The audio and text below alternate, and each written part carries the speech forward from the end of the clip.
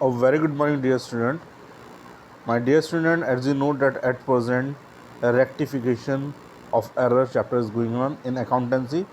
This is class 11th, and theoretical part we have completed. We have done the how many types of error? There are the 4 types of errors. Number 1 is the error of omissions. Number 2 is the error of commission. Number 3 is the error of principal. Number 4 is the compensating error. So these 4 errors in theoretically we have done. So now in today's video we will see the numerically in this question, my dear student. So now, my dear student, I will come on this question. My student, this is the question.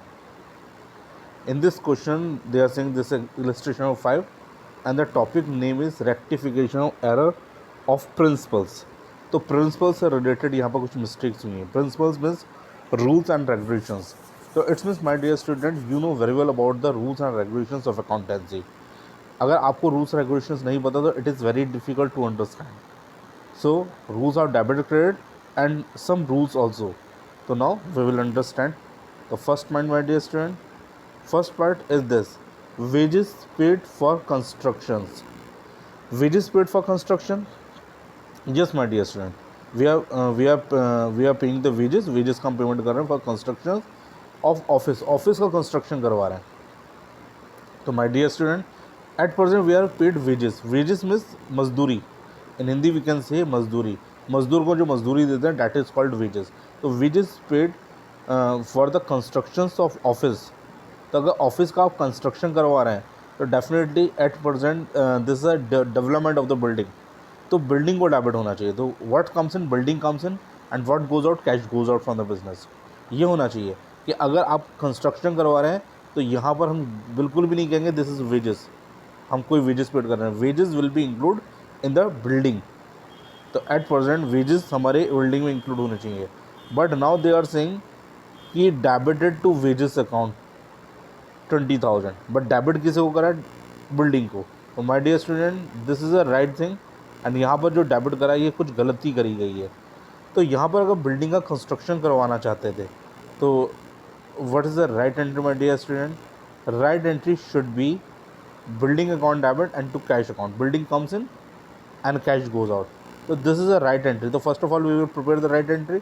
What comes in, building comes in, and what goes out, cash goes out. What comes in debit, what goes out credit.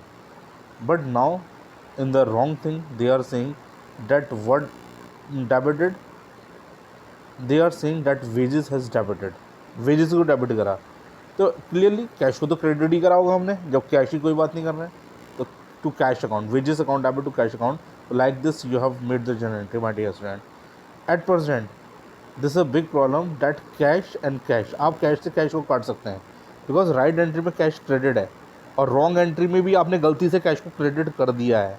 तो it's means cash automatically सही हो चुका है.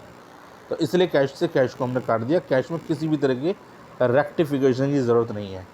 अब बचते हैं building and wages, right entry and wrong entry. Then we will do the rectified, my dear student. First of all I will come on the right entry. Right entry में building को debit होना चाहिए. Okay, building account debit in the rectified. और wrong entry में गलती से wages debit हुआ है तो इसका इफेक्ट ख़त्म करिए और वेजेस को क्रेडिट कर दीजिए टू वेजेस. तो my dear student, like this आपकी रेक्टिफाइड एंट्री बनेगी building account debit and to wages account. तो this is the first solution. Now I will come on the second point. Second point is this, my dear student. In the second point they are saying that cartage paid for the newly purchase furniture 500 posted to cartage account. तो cartage account में post कर दिया, गलत करा. Because at present you have purchase furniture. आप furniture को खरीद रहे हैं. जब भी कोई भी एसेट हम खरीदते हैं उसमें जो भी खर्चा होता है वो उसी एसेट के अंदर इन्वॉल्व हो जाता है.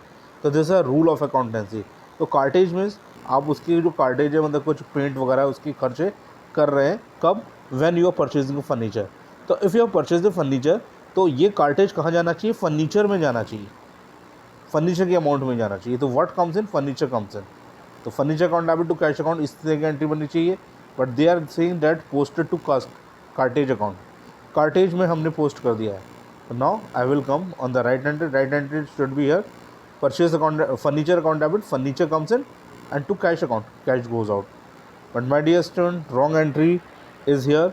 Cartage account debit, cartage expenses, and to cash account.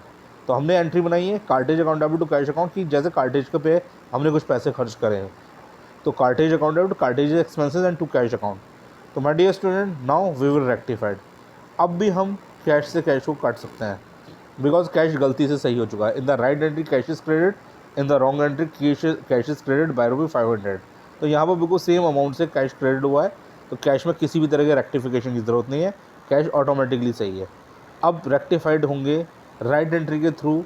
Furniture को डेबिट होना चाहिए, फर्नीचर को डेबिट ही करिए, furniture account debit in the rectified entry. Cartage गलती से डेबिट हुआ है, इसका इफेक्ट खत्म करिए, इसे क्रेडिट कर दीजिए. डेबिट को आइटम को खत्म करने के लिए क्रेडिट, और क्रेडिट का आइटम को खत्म करने के लिए डेबिट करना पड़ता है. This a rule of accountancy. तो एट प्रेजेंट कार्टेज गलती से डेबिट हुआ था, उसको इफेक्ट खत्म करिए, डिक्रीज करिए, तो उसे क्रेडिट करना पड़ेगा. तो now the rectified entry has prepared. Now I will come on the third point, my dear student. Third point is saying like this: ₹50,000 paid for the installation of machinery. अगर आपने machine को installed कराया तो my dear student, again I am saying, जब भी आप कोई भी एसेट खरीद रहे हैं, मशीनरी आप खरीद रहे हैं, तो उसे इंस्टॉल्ड भी कराएंगे. तो जब इंस्टॉल्ड कराएंगे तो all the expenses will be included in the machinery, उसी एसेट में इंक्लूड होने चाहिए. But you are saying that debited to wages account, wages को डेबिट करते, it is wrong, it is wrong. You should not debit to wages, you should debit only machinery. तो अगर आपने 5,000 रुपये पेड करें इंस्टॉलेशन के, इंस्टॉलेशन मतलब उसे फिक्स कराने के, तो यहाँ पर मशीनरी को डेबिट होना चाहिए, machine account debit to cash account, because all the expenses will be included in the machinery account. This rule of the accountancy. When you are purchase any asset, तो उस समय सारे खर्चे उसके इन्वॉल्व हो जाएंगे, किसके अंदर, उसी एसेट में इन्वॉल्व हो जाएंगे. Suppose my dear student, again I am explaining. Suppose आपने AC खरीदा है, पर you are purchasing AC. AC की कीमत है 30,000 रुपीज़. AC की कितनी कीमत, कितनी बताई मैंने, 30,000 रुपीज़. यहाँ पर आपने 2,000 रुपये उसकी फ्रेट दी, भाड़ा दिया अपने घर तक लाने का, और 3,000 रुपये उसके इंस्टॉलेशन दिया, उसे अपनी एक जगह फ़िक्स कराने का, कहीं लगवाओगे आप, फिक्स कराओगे इंस्टॉलेशन के. तो अब हमारा AC हो गया 35,000 रुपये का. तो my dear student, the cost of AC is 35,000 at percent. तो आपने सब कुछ इन्वॉल्व करेंगे उसके अंदर, और कोई पूछने के लिए आएगा तो बताएंगे कितने का पड़ा भाई, हम कहेंगे डेफिनेटली वी विल से 35,000 का पड़ा, because everything we will involve, every expenses we will involve in the AC. तो इसी तरह माय डियर स्टूडेंट, अगर आपने 5,000 रुपये इंस्टॉलेशन के खर्च करें मशीनरी पे, तो मशीनरी में खर्च हुए हैं तो मशीनरी के अंदर जाने चाहिए 5,000 रुपये, नॉट वेजेस. तो यहाँ पर हम आते हैं थर्ड एंट्री पे. In the third entry debit क्या होना चाहिए my dear student? In the third entry debit should be machinery account debit and to cash account. But they are saying that wages को डेबिट कर दिया, cash को तो credit ही करा होगा. माय डियर स्टूडेंट, कैश को गलती से भी सही कर दिया है, कैश से कैश काटेंगे, मशीन को डेबिट होना चाहिए, machine account debit, and wages गलती से डेबिट हुआ है तो उसे आप क्रेडिट कर दीजिए to wages account. Like this you have to maintain this entry, my dear student. Now I will come on the next entry. Next entry is the fourth entry. Fourth entry is saying like this: machinery purchase for ₹50,000, 50,000 की machinery खरीदी है, was passed through the purchase book. Not purchase book में नहीं करना चाहिए था इन्हें, purchase book में बिल्कुल भी रिकॉर्ड नहीं करना चाहिए था, बिकॉज परचेज बुक कौन सी होती है, जो कि कुछ गुड्स को खरीदते हैं, जब सामान खरीदते हैं, रॉ मटेरियल खरीदते हैं, कच्चा सामान. But at present we are purchasing machinery, तो मशीनरी खरीदते हैं, तो what comes in, machinery comes in. तो आपकी राइट एंट्री बननी चाहिए machinery account debit and to cash account, machinery comes in and cash goes out. But आपने गलती से क्या बनाया, but you have recorded in the purchase book, तो आपने करा है what comes in, purchase comes in and to cash account. तो like this you have maintain the entry. But cash से कैश काटेंगे, कैश सही हो चुका है, मशीनरी को डेबिट होना चाहिए, मशीनरी अकाउंट डेबिट, कैश गलती से डेबिट हुआ है, इसे कर दो क्रेडिट टू परचेज.